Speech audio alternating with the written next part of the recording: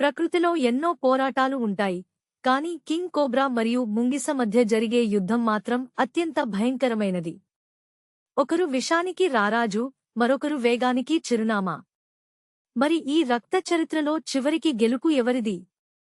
మొదట king cobra గురించి మాట్లాడుకుంటే, ఇది ప్రపంచంలోనే అత్యంత పొడవైన విష సర్పం.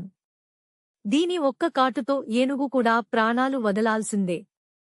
దీనికి ఎదురు వెళ్లడమే మరణాన్ని ఆహ్వానించడం. కాని ఈ మృత్యువుని కూడా సవాలు చేసే ధైర్యం ముంగిసకు ఉంది. ముంగిసకు ఉన్న అతిపెద్ద బలం దాని వేగం మరియు చురుకుదనం.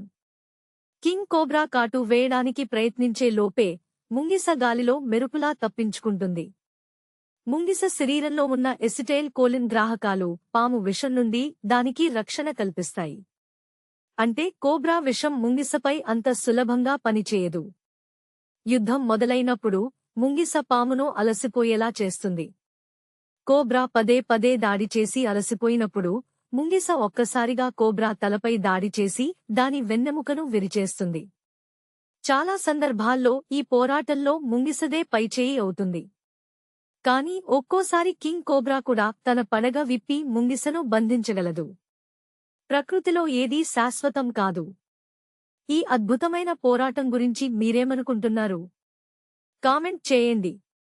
ఇలాంటి మరిన్ని ఇంట్రెస్టింగ్ వీడియోల కోసం యానిమల్ వరల్డ్ తెలుగును సబ్స్క్రైబ్ చేసుకోండి.